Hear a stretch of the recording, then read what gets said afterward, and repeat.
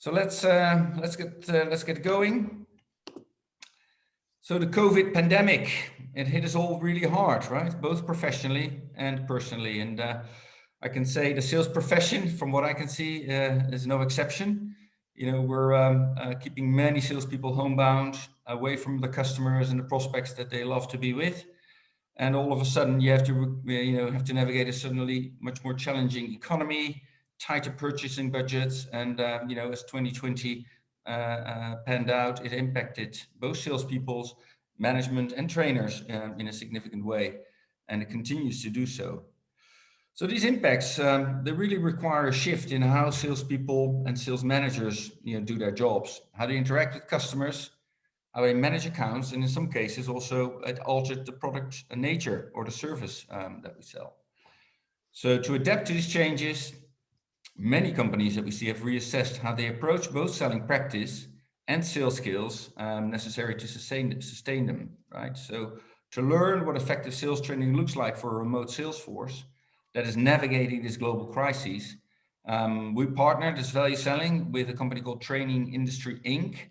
And we surveyed over 250 sales leaders, learning and development decision makers about the approach that they've taken, their companies are taking towards sales skills and managing change. And that would be what we'll be covering by and large today. So in terms of the different elements of the presentation, we're going to go into this new selling world. So what's going on in this environment? What are these top performing sales organizations doing differently? We're going to touch on change management and leadership, which is quite critical in these times, of course. And as well, Frans is going to take you through the changed role, I would say, of sales enablement in that perspective. And then, we're going to give you some hints and tips on what you could do to be in the top league. Obviously, it wouldn't be good if we wouldn't, and wrap it up there. As a nice giveaway for the people on this call, we're going to be giving out a number of e-learning trainings. This one is called Mastering Virtual Communications.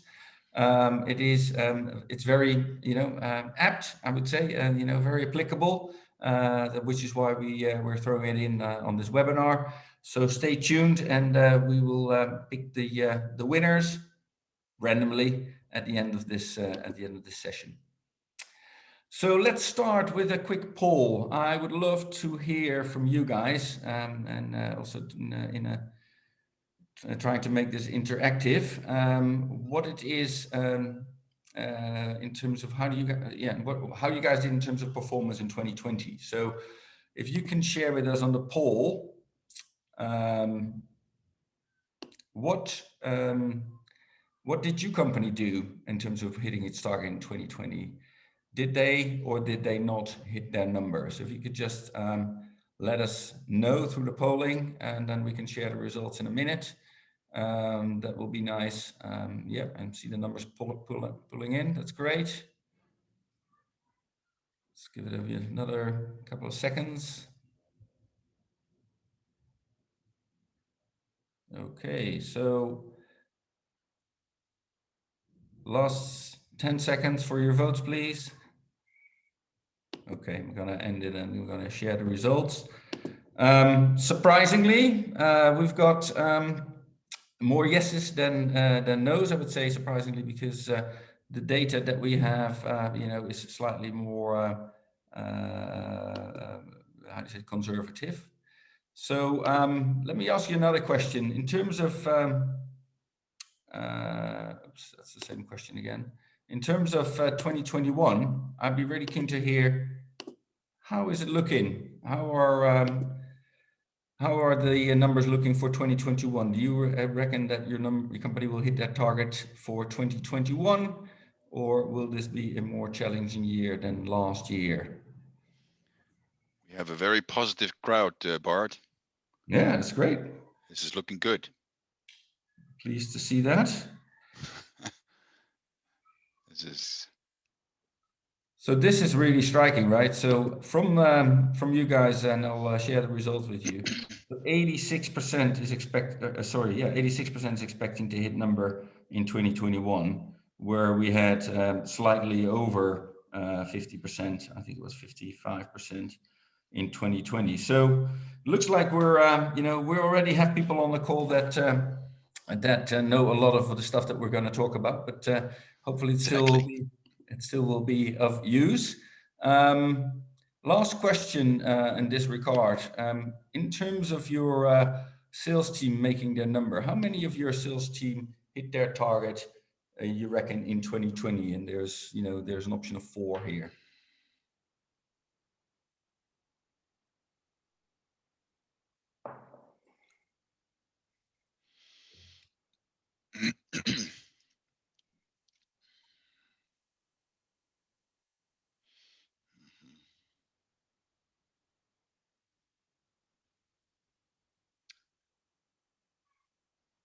Thank you for your responses. Again, I'm going to share back the results. So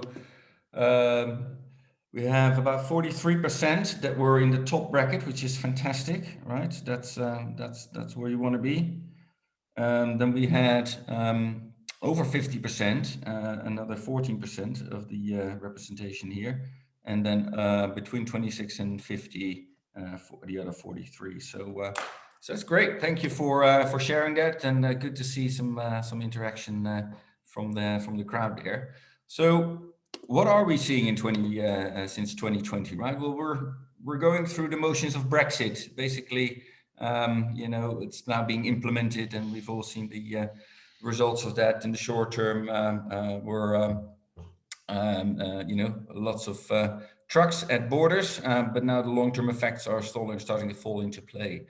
We're seeing a lot of focus and attention around crypto and cryptocurrencies, trade wars, low interest rate. I mean, our low interest rate cycle continues to ride.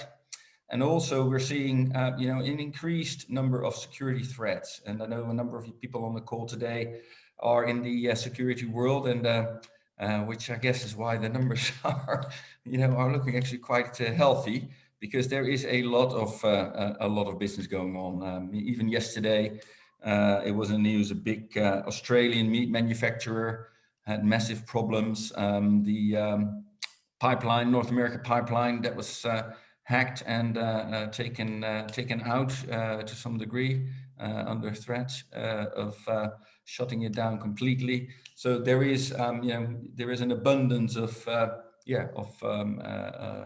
threats in the security range that's not going to go away, I'm sure.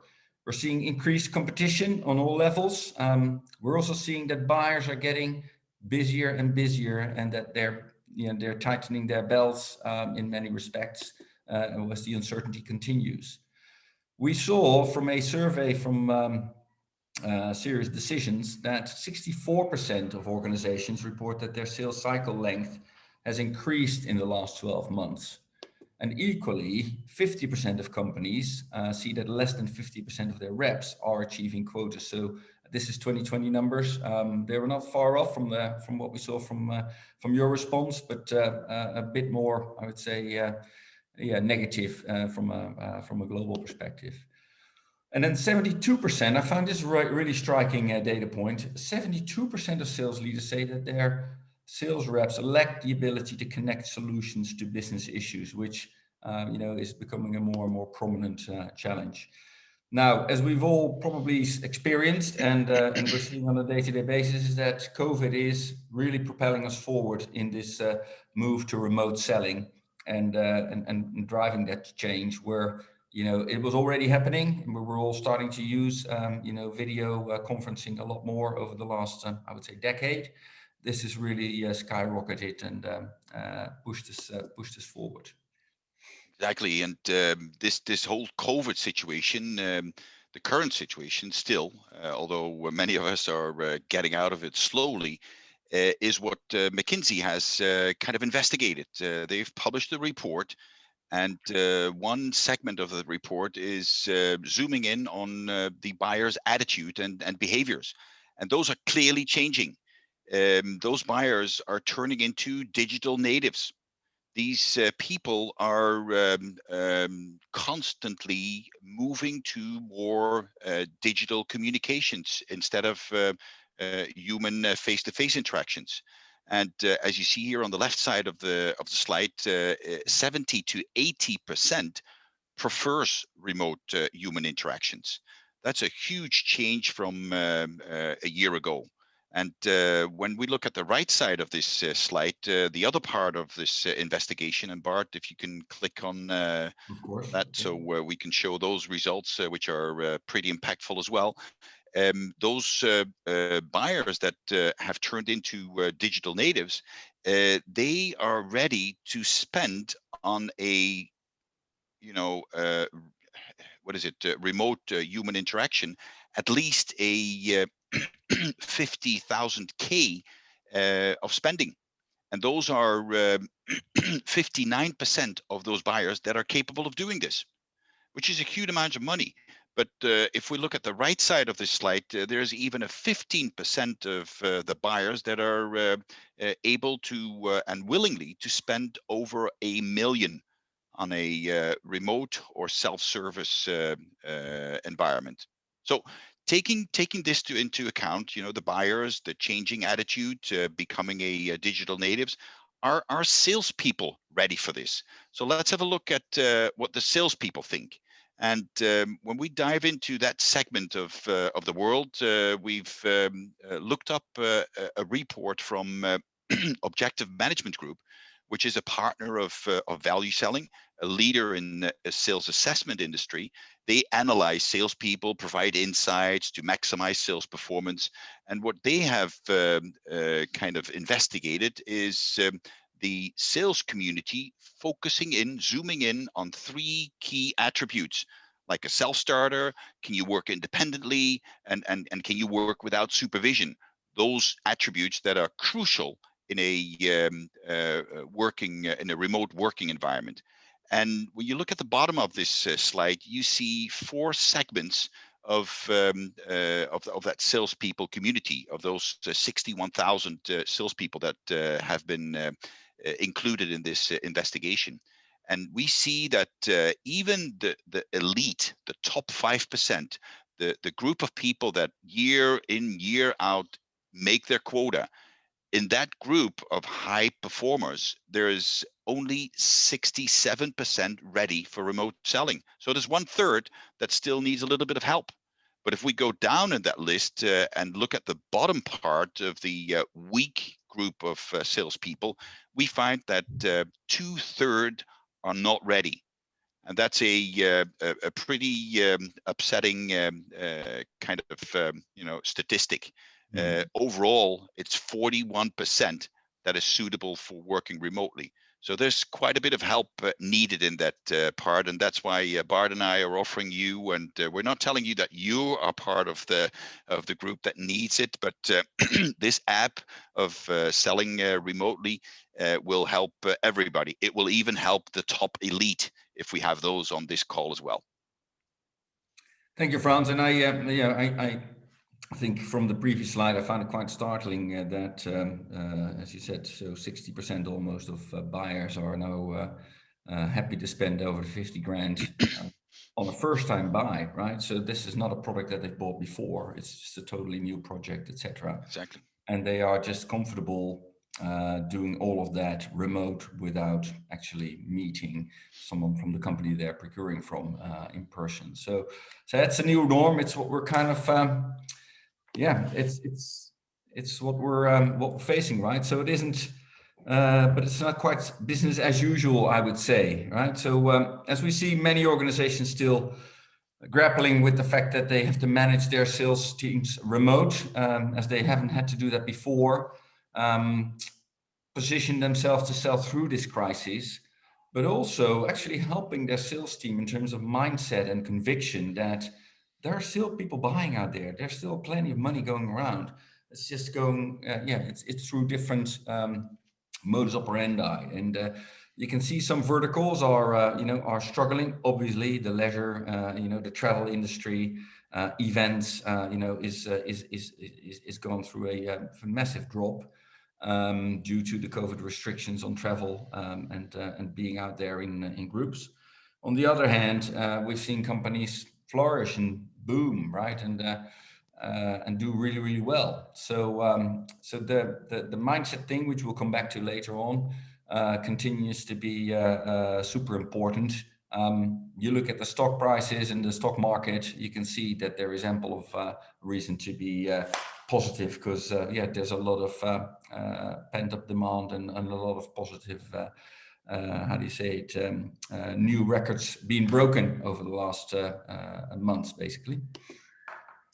So what did these top performing companies then do differently? Let's start opening you know, up a little bit more in terms of what the survey that we conducted under those 250 plus sales leaders, what it actually surfaced. Yeah, and when we take a closer look at those companies and in general, yes, what kind of approach do these companies take to sales? We see that they take a blended approach. You know, there's four elements that we will take into account here. There's a consultative selling approach, which focuses on the advisory role.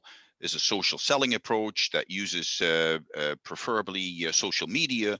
There's a solution selling approach that focuses on the customer's problem, addressing the client's need. And then there is the value-based selling approach, which helps prospects understand the value gained from the product. When we look at those four elements, we see clearly that the high revenue growth companies are much more advanced in applying the value-based selling approach. There is a big gap between those companies where the high performers, it's almost about 90% of the companies applying those value-based selling approach, whereas the negative revenue growth companies, they are stuck about at 40. So there is something in the value-based approach that the winners take it all. Thank you, Frans. Yeah, and I so equally say that you can see that same goes for social selling, right? And again, not surprisingly, I would say, but the more you're equipped to deal with the remote environment and you have your sales team set up to actually engage through social channels, then equally we see a stark, you know, difference between the top performing companies and the less performing companies. So whilst most organizations apply a mix of these, those are the two that we would say you would want to bank on to improve your performance. So let's do another quick poll, if you will, accommodate us. That would be great. In terms of the skills needed, right? So we're looking at what you guys think. What is actually required at this point in time in terms of the skills needed to perform better, and which skills are most important for you as a business now? And you can I think you can pick more than one option here. So, but if you guys would give us your input on where you're putting your priorities in terms of the sales skills focus, that would be much appreciated. So you can see some rolling in already.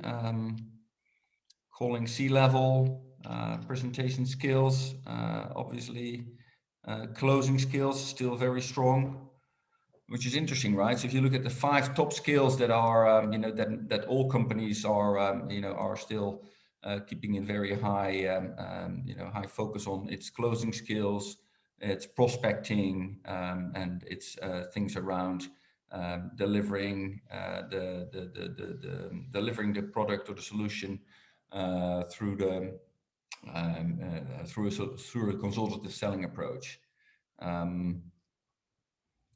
But thank you for sharing this with us. So it looks like almost all of these, well, actually all of them apply, which is great to see. Let me share this back with the group and quickly run through it. So the ones that score highest are empathy and active listening, which it correlates really nicely with what I'm going to share with you in a minute, actually.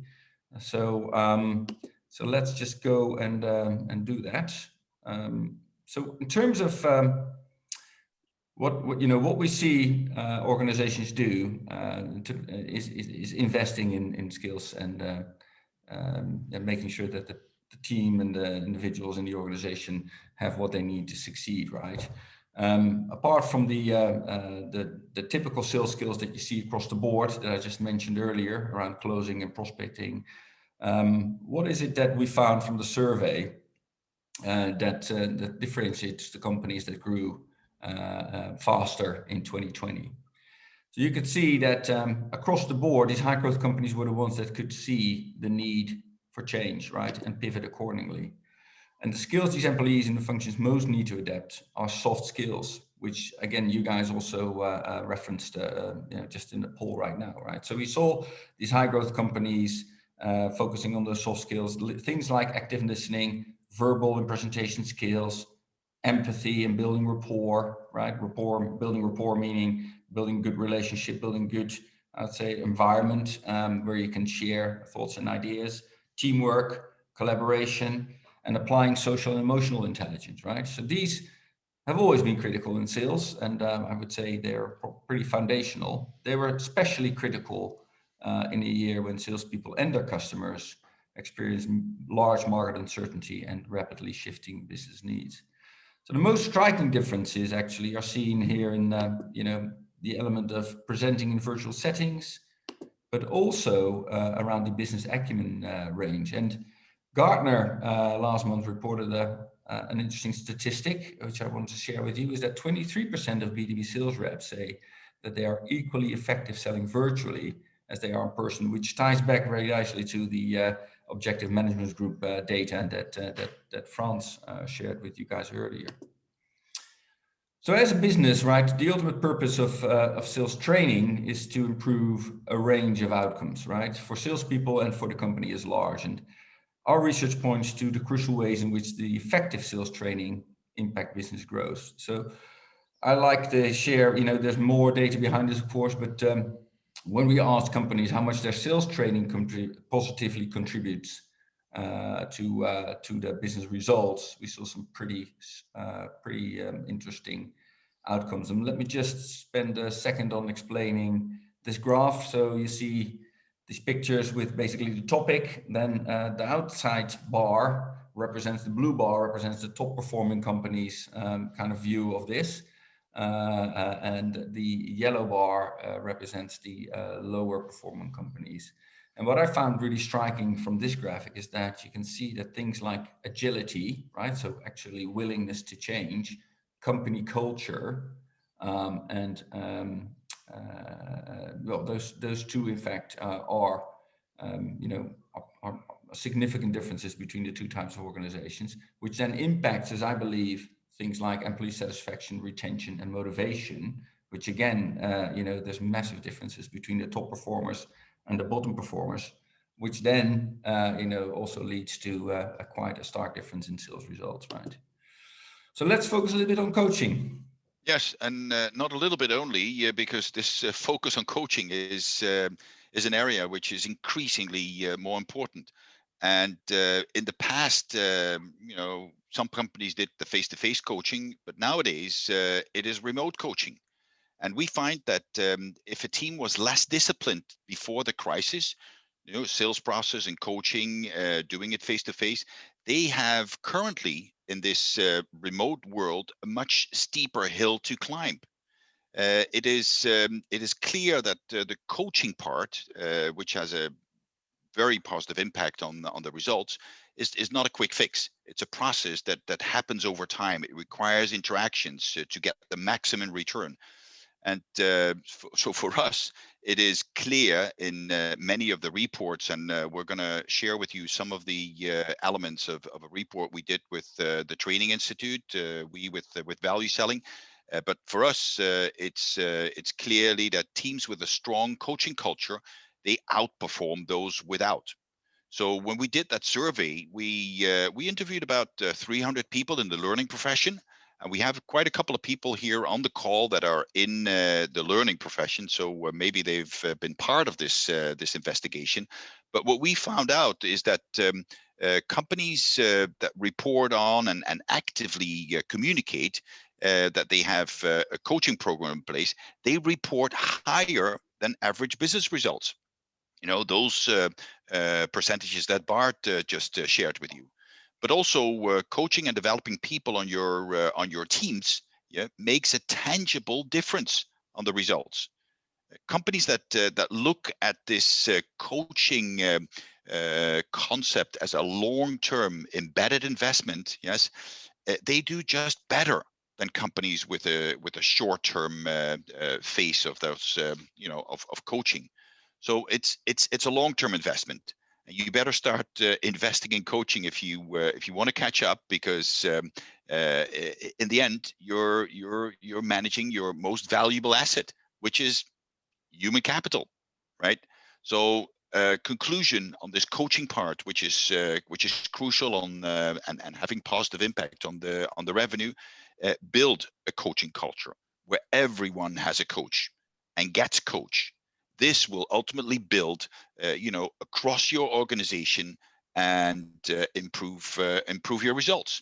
So we'll come back to this on coaching, but just to emphasize, this part is increasingly important in a remote world as well. Yeah, thank you, Frans. And I think it ties back to the earlier slide where we looked at, Exactly. the agility, the agility aspect, and being able to pivot. If you are in a coachable environment and you've created a coachable environment, then that will make a big difference, which leads us really nicely into leadership, right? So leadership matters, always has been, but especially in times of crisis, it is where people pivot to. And it's been proven, right, that stronger leadership teams have significant impact on these organizations' performance over a sustained period of time. So we thought we would touch on some of the key leadership developments in crisis situations like these, as well as the most important leadership muscles that we really need to develop. And before we go into this, we had a session about a year ago, I think, where Peter Sundergaard, one of the, actually the leader of the research and analyst group in Gartner, was asked to present what he thought were the critical leadership skills in a time of crisis. And so I stole this content from him, but suffice to say that in times of crisis, think about the great leaders that of all time: Winston Churchill, Mahatma Gandhi, Nelson Mandela. People look at, okay, what do these people do? What do they do? And what can we take from them that that you would like to that we'd like to kind of see displayed around us? And so Peter came back with with these 10 kind of elements, and you will see that they're basically split in two main areas, right? One is the skills around the emotional intelligence of a leader, right? So showing compassion, being truthful, showing empathy, being clear in your communications, right? Setting your expectations clearly with the group. But also some of the harder skills, right? So the ability to execute, right? Which is critical in these roles, right? Demonstrating agility, being able to pivot, but also understanding your cost management. So these are the 10 of the most important skills that you would like to see in your organization, in your leaders right now. Right? And you may think, okay, that's me, and that's great, because many of you will do all these, right? Maybe some of the time, if not all of the time, right?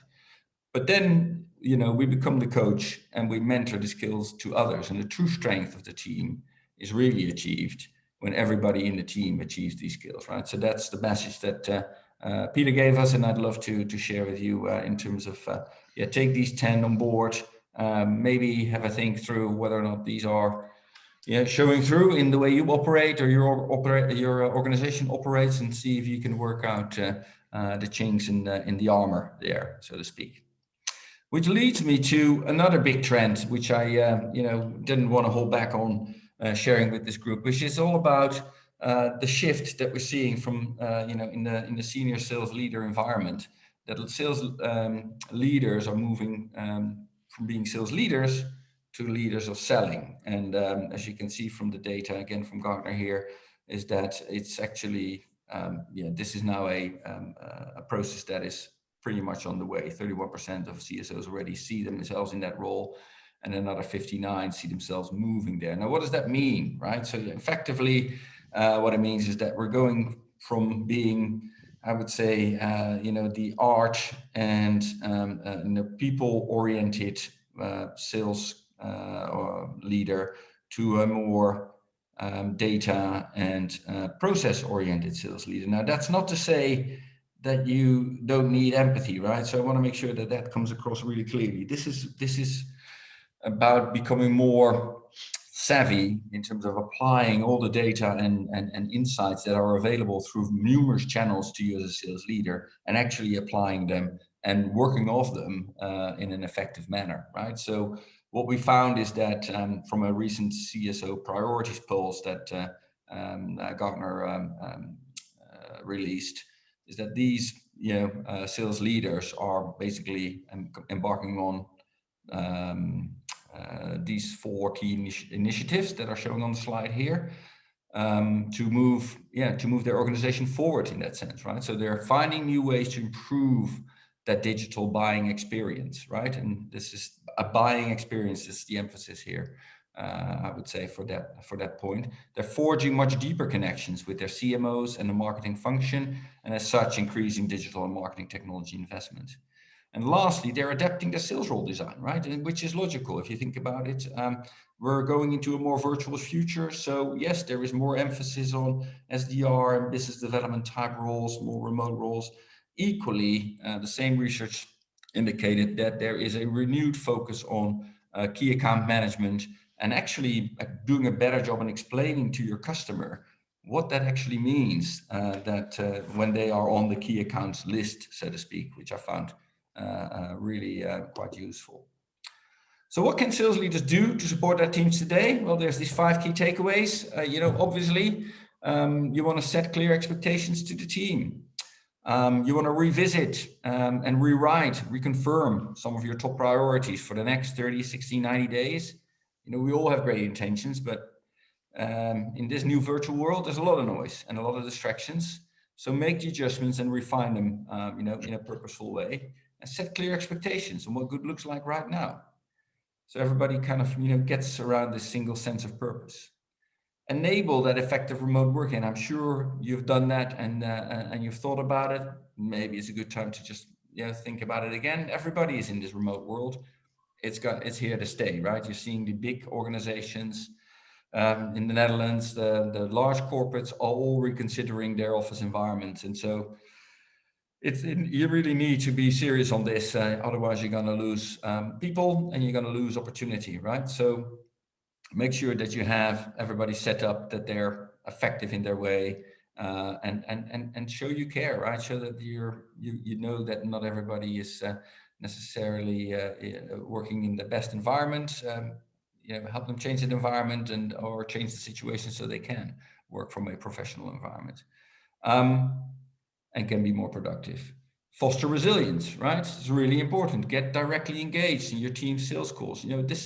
I can't say this enough, right? So even in the old days when we were all in an office and you could walk around and influence the behavior by being there physically, that's no longer the case. So being visible, helping out with prospect calls, listen in, lead by example, I would say, right?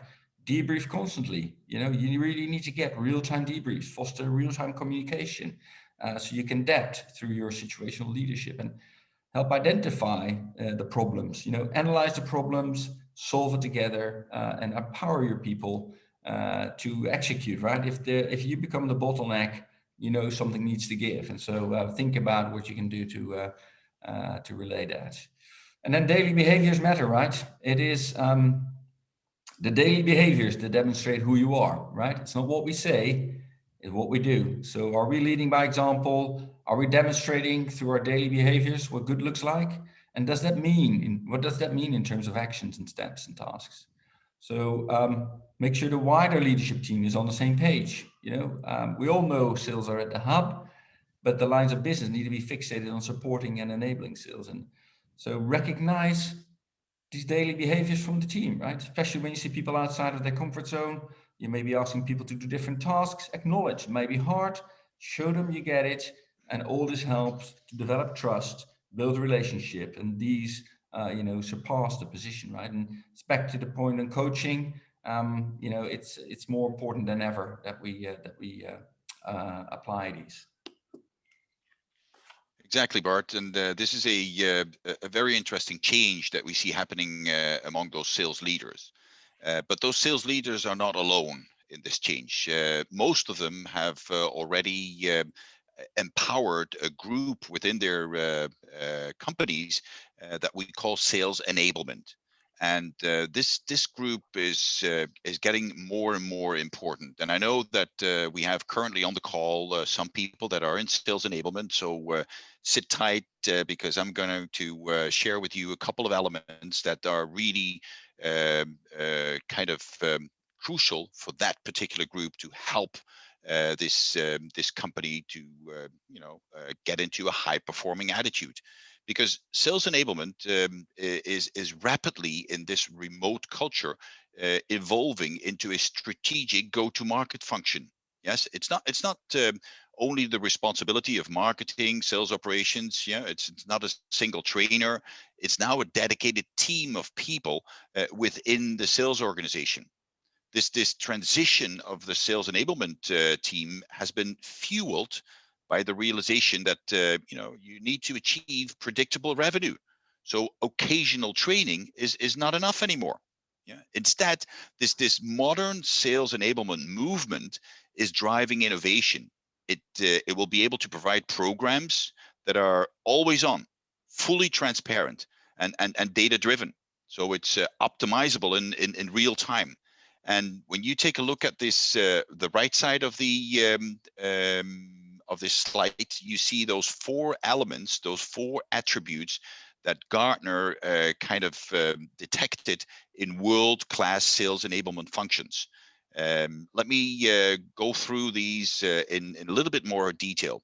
Your initiatives in sales enablement should always be aligned to revenue objectives. Yeah, it's critical for those sales enablement teams to focus on the big picture, and the big picture in the end is revenue. Yes, so that aspect of the revenue enablement strategy, which Bart touched on in some of the leadership changes, must be reviewed, and it must be based on how to support and drive revenue. The other thing is it should be design driven. The second element, every step of that process is considered in a large context. Yes, we know how it relates to a holistic experience of the buyers and the sellers. So take an example here.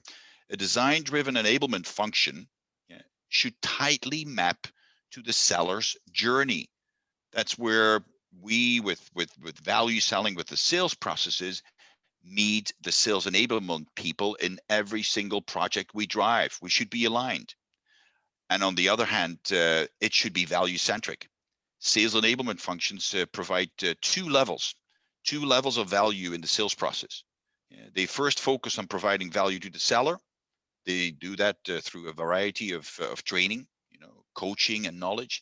And the second level is provided to the buyer, through content and messaging made available to the seller.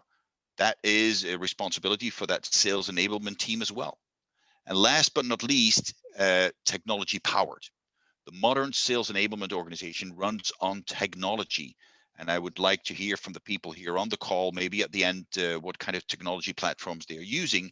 But there's many out there. There's sales content management programs, sales readiness programs, real-time knowledge data. There's digital adoption programs. So there's a lot for you to install, embed in the sales arena, and help your sales leaders become a high-performing group in this remote selling world. Thank you, Frans. So with that, we're going to come to the wrap-up of our session today. So a couple of concluding thoughts, right? So we want to make sure that we respond right to these unexpected events, right? And sales teams are no exception. The teams that have adapted to change are better prepared for what's to come. Those teams have actually enabled companies to excel and had a banner year despite these challenges that they faced, where other companies, fumbled and dropped the ball. So a couple of key factors that differentiate those high growth companies and are important for all businesses to keep in mind if they want to succeed in going forward is, you want to use a value-based approach to selling you will be more likely to see revenue growth. You want to make sure that your salespeople's skills are shifting to meet today's needs, with an emphasis on positivity, empathy, and presenting virtually. And I didn't really spend much time on positivity. It is crucial, right? We spoke a little bit about mindset and influencing mindset earlier. It is crucial when you're going through tougher times to make sure that the noses are all pointed in the same direction, as we say in Dutch, I guess. So, and also companies must be ready to respond to change, right? So keep their sales teams operating smoothly and successfully. So this, level of agility, this level of, ability to execute in the change environment is crucial. And I would say, at the end of the day, value is drives everything that we do, right? It's the energy that fuels the change. Without demonstrating value, as a sales professional, you will not succeed with the client, a team, or yourself.